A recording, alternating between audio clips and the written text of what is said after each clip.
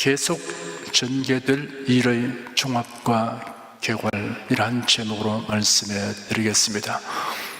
요한계시록 내용의 대부분은 역사의 종말에 있을 심판에 관한 것입니다.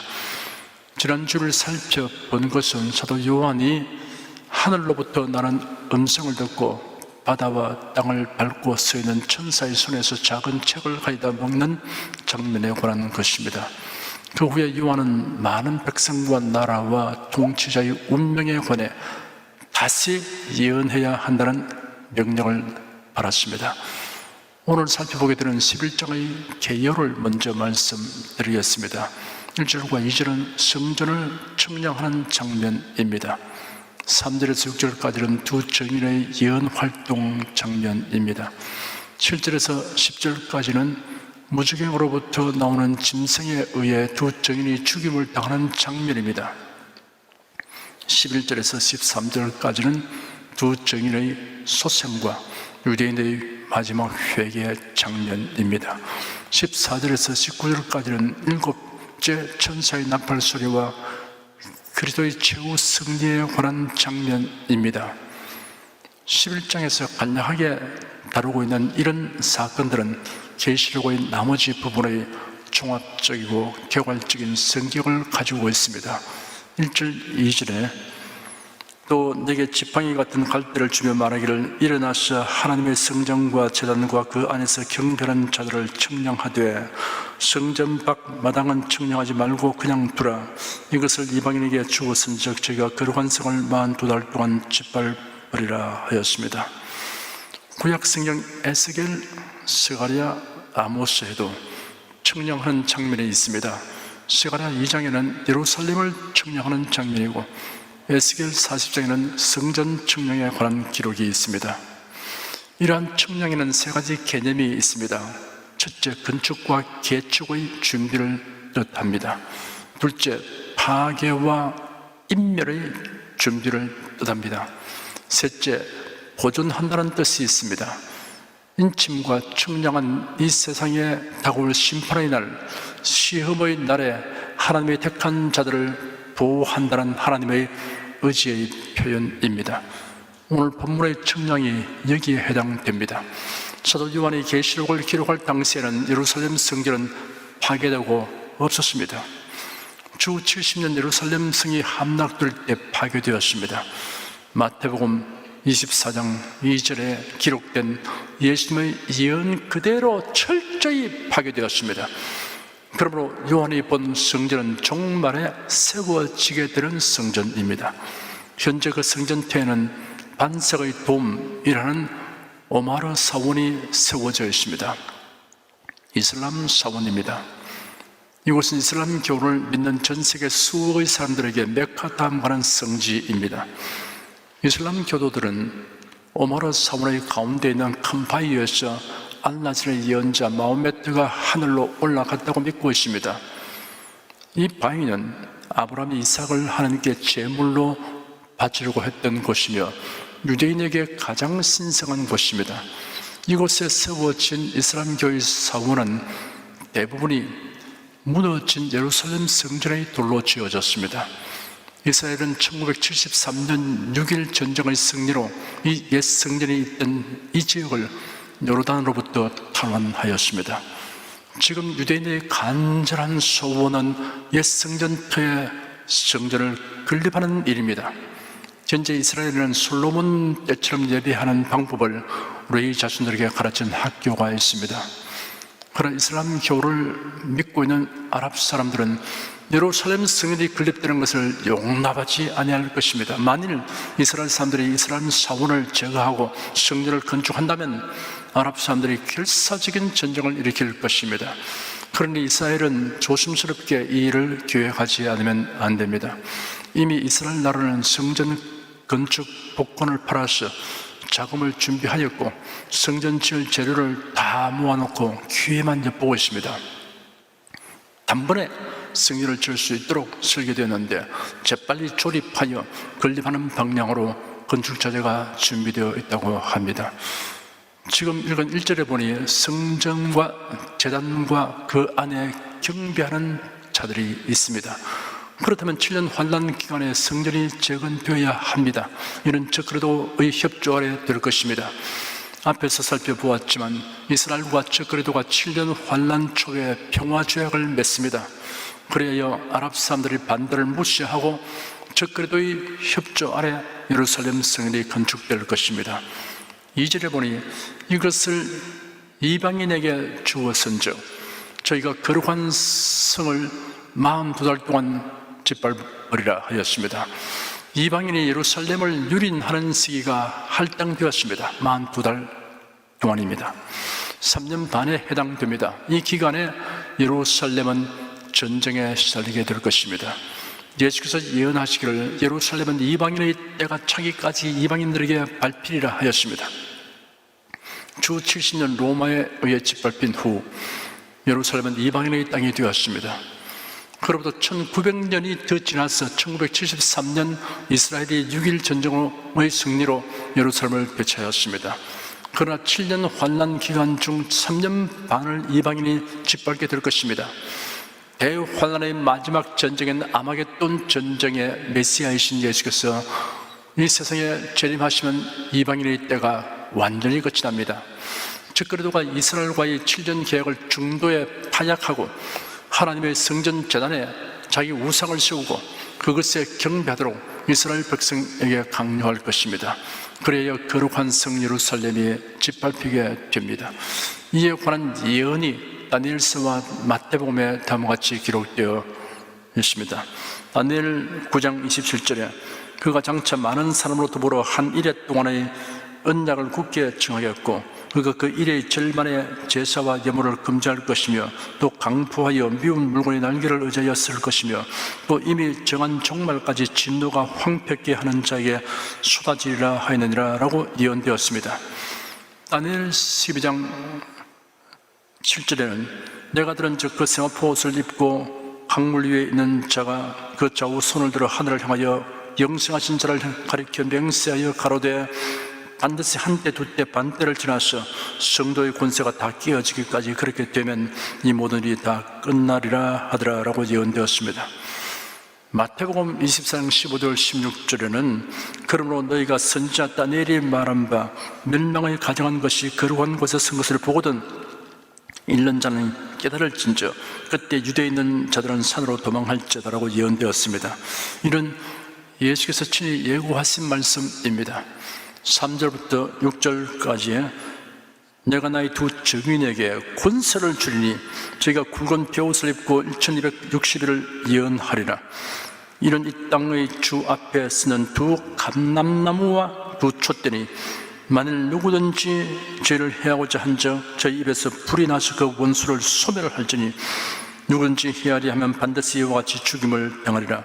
저희가 권세를 가지고 하늘을 닫아 그 예언을 하는 날 동안 비 오지 못하게 하고 또 권세를 가지고 물을 변하여 피되게 하고 아무든지 원하는 대로 여러 가지 재앙으로 땅을 치리로다 하였습니다. 이 기간에 하나님께서 두 증인을 보내어 1260일 즉 3년 반 동안 예언하게 하십니다.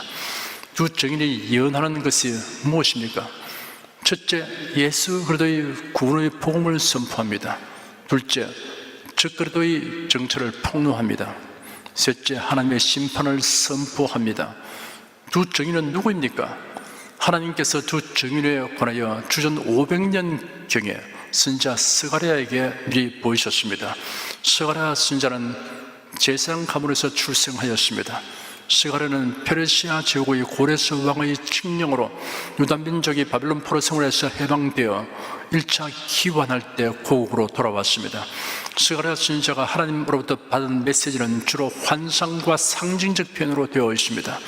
구약 성경 중에서 스가랴서는 두드러지게 메시아와 종말에 관한 예언이 기록되어 있습니다. 스가랴 선지자는 그가 첫 번째 메시지를 선포한 뒤 약 3-4개월이 지난 BC 520년 11월 24일 8가지 환상을 보았습니다. 오늘날 역사의 연대를 예수님의 탄생을 원전으로 삼아 계산하고 기록합니다. 기원 전과 기원 후를 표기하는 BC는 Before Christ, AD는 라틴어 Anno 도미나이의 약칭입니다. 예수 그리스도의 탄생 이전과 이후로서 역사를 기술하고 연대를 개선하고 있는 사실은 의미심장합니다. 선지자 스가랴가 본 8가지 환상 중에 5번째 환상은 지금 우리가 살펴보고 있는 계시록 11장에 관련된 것입니다. 천사가 나타나 스가랴에게 네가 무엇을 보았느냐라고 질문하였습니다. 스가랴가 대답하기를 제가 순금으로 만든 등잔대를 보고 있습니다.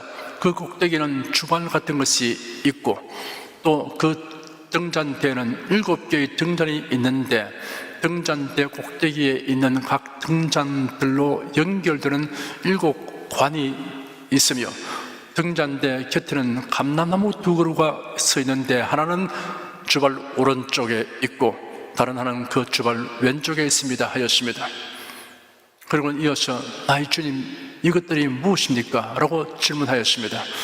스가랴는 천사와 대화를 진행하는 중에 등잔대의 오른쪽과 왼쪽에 있는 2 감람나무는 무엇입니까? 라고 2번을 더 물었습니다. 그러자 천사가 말하기를 이들은 기름 부음을 받은 2 사람이니 온 땅의 주님 앞에 서 있는 자들이다 하였습니다. 앞에서 읽은 3절 4절에 내가 나의 2 증인에게 권세를 주니 저희가 굵은 벼옷을 입고 1260일을 예언하리라. 이는 이 땅의 주 앞에 서는 2 감람나무와 2 촛대니 하였습니다. 그러면 2 감람나무로 형용된 2 증인이 누구인지 성경에 등장하는 인물들 중에서 찾아보도록 하겠습니다. 누가복음 9장에 보면 예수께서 베드로와 요한과 야고보를 데리시고 기도하시러 산에 올라가사 기도하실 때 용모가 변하고 그 옷이 휘어져 광채가 나더라. 문득 2 사람이 예수와 함께 말하니 이는 모세와 엘리야라. 영광 중에 나타나서 장차 예수께서 예루살렘에서 별세하실 것을 말씀하실세라고 기록되었습니다. 변화산 위에서 예수 그리스도를 곁에서 모시고 대화한 사람이 모세와 엘리야입니다. 사도행전 1장 9절에서 11절까지는 이 말씀을 마치시고 저희 보는 데서 올리어 가시니 구름이 저를 가리어 보이지 않게 하더라.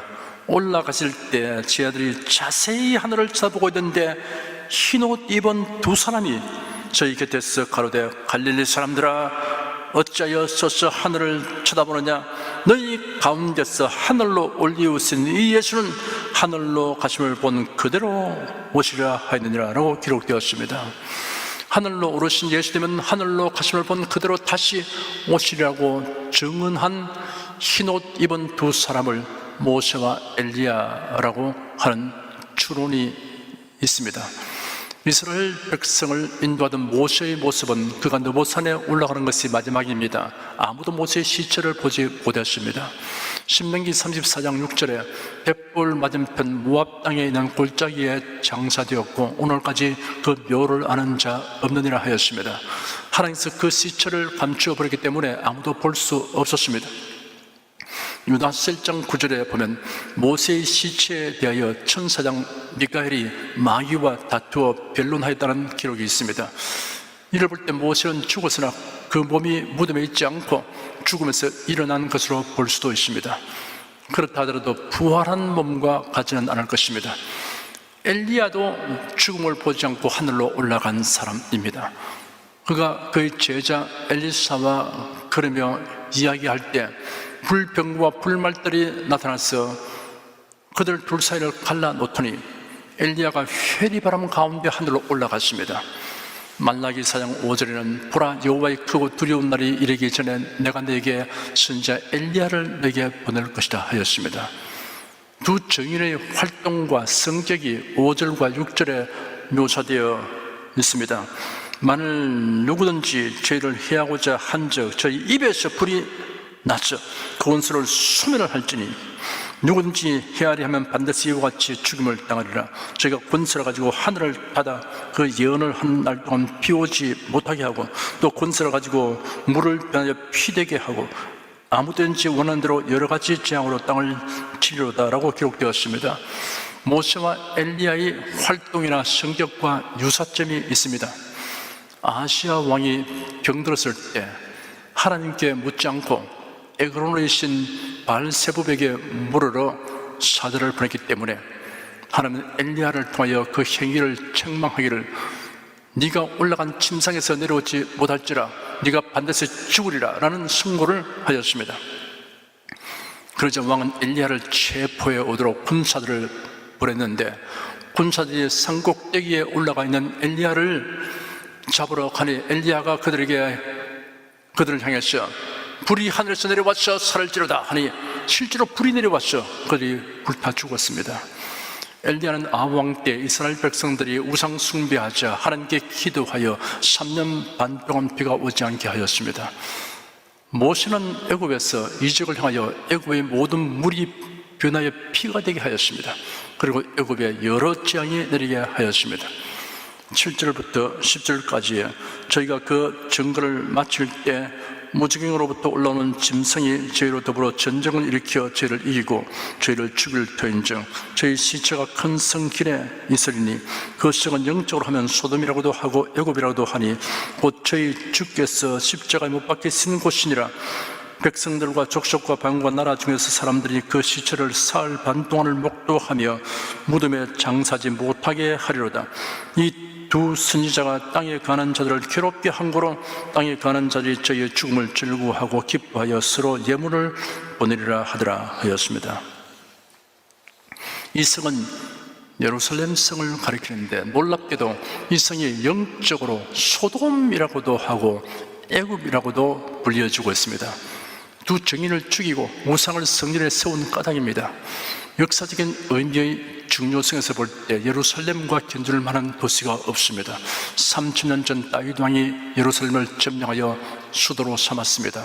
솔로몬 왕이 예루살렘을 아름답게 단장하고 성전을 건축하였습니다. 예루살렘은 수많은 침략을 받았습니다. 예수님이 십자가에 못 박혀 대속의 죽음을 죽으신 것입니다. 유대교, 이슬람교, 기독교의 성지입니다. 십자군의 예루살렘 탈환을 위한 원정이 여러 번 있었습니다. 예루살렘은 전 세계에 흩어져 있는 유대인들의 마음의 고향입니다. 그런데 이 예루살렘에 누가 사느냐, 거기서 무엇을 하느냐에 따라 거룩한 성이 되거나 소돔과 애굽같이 되거나 하였습니다. 무적행으로부터 올라오는 짐승에 의해 두 증인이 죽게 되자 온 세상이 그 시체를 사흘 반 동안 목도합니다. 죽을 한 장소에서 살해된 두 증인의 시체를 여러 날 온 세상 사람이 목도한다는 것은 1960년 이전에는 실제가 아닌 과장된 표현이라고 생각할 수밖에 없었습니다. 1960년 에코 통신 위성, 1962년 델스타 1호 통신 위성이 발사되었습니다. 급속히 발전하여 1964년 신쿰 3호 위성이 도쿄 올림픽 화면을 태평양 너머로 전송하였습니다. 지금은 인공위성 중계와 광케이블을 통해 천연색으로 전송되는 동영상을 텔레비전, 인터넷, 휴대폰으로 전 세계 어디서나 실시간 시청이 가능하게 되었습니다. 불과 1세기 전만 하여도 상상조차 할 수 없던 일들이 지금은 이해하는 데 조금 더 어려움이 없게 된 것이 무수히 많습니다. 봉인된 것이 열리고 비밀이 공개되고 있습니다.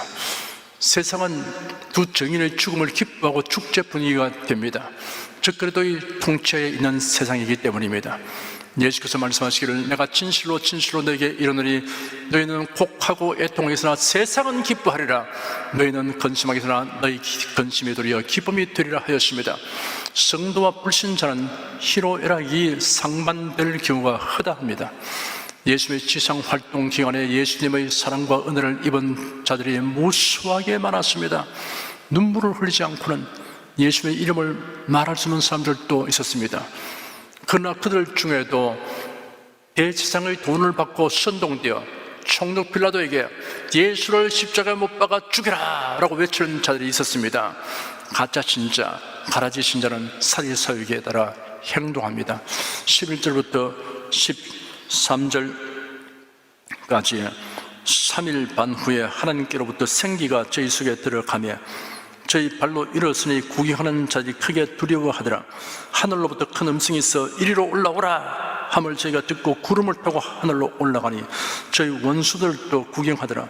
그 시에 큰 지진이 나서 성 10분의 1이 무너지고 지진에 죽은 사람이 7천이라 그 남은 자들이 두려워하여 영광을 하늘의 하나님께 돌리더라 하였습니다. 3일 반이 지나자 하나님께로부터 생기가 임하여 두 증인이 살아나고 모든 사람이 보는 데서 구름을 타고 승천합니다. 이런 일을 보고서도 여전히 우상을 섬기고 적그리들을 추종하는 자들은 하나님을 믿지 않기로 결심한 자들이라고 말할 수밖에 없습니다. 이어서 큰 지진이 일어나 성의 10분의 1이 무너지고 7,000명이 죽습니다. 이 엄청난 일들을 보고 그 남은 자들이 하나님께 영광 돌립니다. 깨닫고 회개하는 자들이 있습니다. 수많은 유대인들이 회개할 것입니다. 그러나 단지 두려워하여 회개하는 자들은 일시적 심리 변화에 그칠 경향이 다분히 있습니다. 그 두려움이 지나가면 이전 상태로 돌아가 버립니다. 14절부터 17절까지 둘째 화는 지나갔으나 보라 셋째 화가 속히 이르도다. 일곱째 천사가 나팔을 불 때 하늘에 큰 음성들이 나서 가로되 세상 나라가 우리 주와 그 그리스도의 나라가 되어 그가 세세토록 왕노릇 하시려다 하니 하나님 앞에 자기 보좌에 앉은 24장로들이 엎드려 얼굴을 떼고 하나님께 경배하여 가로되 감사하옵나니 옛적에도 계셨고 시방도 계신 주 하나님 곧 전능하신 이여 친히 큰 권능을 잡으시고 왕노릇 하시도다 하였습니다. 일곱째 천사의 나팔 소리와 그리스도의 최후 승리에 관한 장면입니다. 독수리가 하늘을 나르면서 큰 소리로 화가 있으려다 라고 외치는데 다섯째 천사가 나팔을 부니 첫째 화가 임했습니다. 여섯째 천사가 나팔을 부니 둘째 화가 임했습니다. 일곱째 천사가 나팔을 불므로 셋째 화가 임하게 됩니다. 두 증인의 임무가 끝날 때는 7년 환란의 막바지에 이릅니다. 일곱째 천사가 나팔을 불 때 하늘에서 큰 음성들이 나서 세상 나라가 우리 주와 그 그리스도의 나라가 되어 그가 세세토록 왕노릇 하시로다 하였습니다. 그리스도께서 세상 나라를 접수하는 일이 임박하였습니다. 24장로들이 엎드려 하나님을 경배합니다. 18절에 이방들이 분노하며 주의 진노가 임하여 죽은 자를 심판하시며 종 선지자들과 성도들과 또 물은 뒤에 서고 주의 이름을 경외하는 자들에게 상 주시며 또 땅을 망하게 하는 자들을 멸망시킬 때로소이다 하더라 하였습니다. 세상 나라는 우리 주 예수 그리스도의 통치에 대하여 분개합니다. 이를 거부하고 반발합니다. 이러한 자들에게 하나님의 진노가 임하게 됩니다. 시편 2편에 기록되기를 어찌하여 열방이 분노하며 민족들이 허사를 경영하는 것 세상의 군왕들이 나서며 관원들이 서로 꾀하여 여호와와 그 기름 바른 자를 대적하며 우리가 그 맹것을 끊고 그 결박을 벗어버리자 하도다. 하늘에 계신 자가 웃었으며 주께서 저를 비웃으시리로다. 그때 분을 바라며 진노하사 저희를 놀려 이르시기를 내가 나의 왕을 내 거룩한 산 시온에 세웠다 하시로다 하였습니다. 피난처에 있으니 환난을 당한 자 이리오라. 땅들이 변하고 물결이 일어나 산 위에 넘치되 두렵지 않네. 이방이 떠들고 나라들 모여서 진동하나 우리 주 목소리 한번 바라시면 천하의 모든 것 망하겠네. 죽의 진노가 임하여 죽은 자를 심판하십니다. 죽을 자를 심판한다는 말이 아니고 죽은 자를 심판한다고 하였습니다. 육신의 죽음이 인간 존재의 끝이 아니라 죽은 다음 철저한 심판을 받게 됩니다. 하나님의 최후 심판은 두 종류입니다. 상급 심판과 형벌 심판입니다. 종 선자들과 성도들과 또 물은 대서고 주의 이름을 경외하는 자들에게 상 주시며 또 땅을 망하게 하는 자들을 멸망시킬 때로소이다 하였습니다. 주의 이름을 경외하는 자들에게 상 주시고 하나님을 거역한 자들에게 멸망의 형벌을 내리십니다. 19절에 이에 하늘에 있는 하나님의 성전이 열리니 성전 안에 하나님의 언약궤가 보이며 또 번개와 음성들과 내성과 지진과 큰 우박이 있더라 하였습니다. 하나님의 성전이 열리니 언약궤가 보였습니다. 법궤, 정극교회라고도 부릅니다. 언약교회의 중요한 요소는 십계명과 속죄소입니다. 하나님의 인류 구원과 새로운 세상에 대한 언약이 깊이 있고 이루어지게 된다는 것을 알리는 장면입니다. 이때 최종 심판을 알리는 번개와 요란한 소리와 무리가 있고 지진이 일어나고 우박이 쏟아집니다. 심판은 하나님의 보좌로부터 임하며 하나님의 언약에 근거하고 있습니다. 요한계시록을 읽는 사람들의 반응은 그 사람의 영적 상태를 나타냅니다. 첫째는 황당무계한 이야기로 취급하는 사람들이 있습니다. 이런 무신론자와 우상 숭배자들의 반응입니다.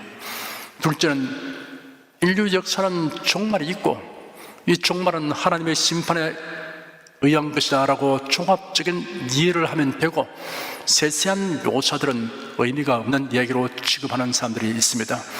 이런 성경에는 영감된 하나님의 말씀이 일부 포함되어 있다라고 주장하는 사람들의 반응입니다. 셋째는 요한계시록에 기록된 것은 하나님의 영원 안에서 이미 이루어진 일이고 우리에게는 장차 이루어질 일이다. 그러므로 모든 내용은 사실 기록이며 그대로 성취될 것이다 라고 믿는 사람들이 있습니다.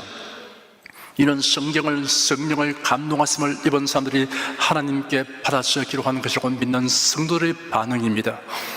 성도 여러분은 요한계시록의 예언으로 인하여 거룩하고 경건한 삶을 살기를 더욱 힘쓰게 되고 신령한 기쁨과 소망이 가득한 마음으로 살아가시기를 축원합니다. 기도하겠습니다. 오늘 살펴본 내용 중에 두 증인이 죽은 시체를 온 세상 사람이 3일 반 동안 목도하려고 하였는데 이제는 이것이 도저히 이해가 되지 않고 상상도 할 수 없는 일이었습니다. 너무 과장되었다고 말하게 되는 사람도 있었습니다. 그러나 이제는 아무도 이 일에 대해서 이해하기 힘든 사람이 없습니다. 이제는 통신일성을 통해서, 광케이블을 통해서 전 세계에서 어디에서나 어느 구석에난이라도 그것이 모든 사람들의 손에 있는 휴대폰을 통해서라도, 텔레비전을 통해서도 다 목도할 수 있는 시대가 왔습니다. 그러니 바로 이러한 사건이 일어날 직전에 우리가 살고 있다는 것을 잘 말해주고 있습니다. 이런 일들을 저희들이 열심히 살피게 하여 주시고 이로써 경각심을 가지고 신앙생활을 잘하게 도와주시옵소서. 주 하나님, 저희들이 이 세상 풍조에 휩쓸지 않게 늘 지켜주시옵시고 예배를 바라시게 합당하신 하나님께 예배드리기를 참으로 기뻐하고 예배드리는 일에 저희들이 언제나 열심을 다하게 하여 주시옵소서. 예수 그리스도의 기도드립니다. 아멘. 은혜와 진리 찬양 363장 부르십시다.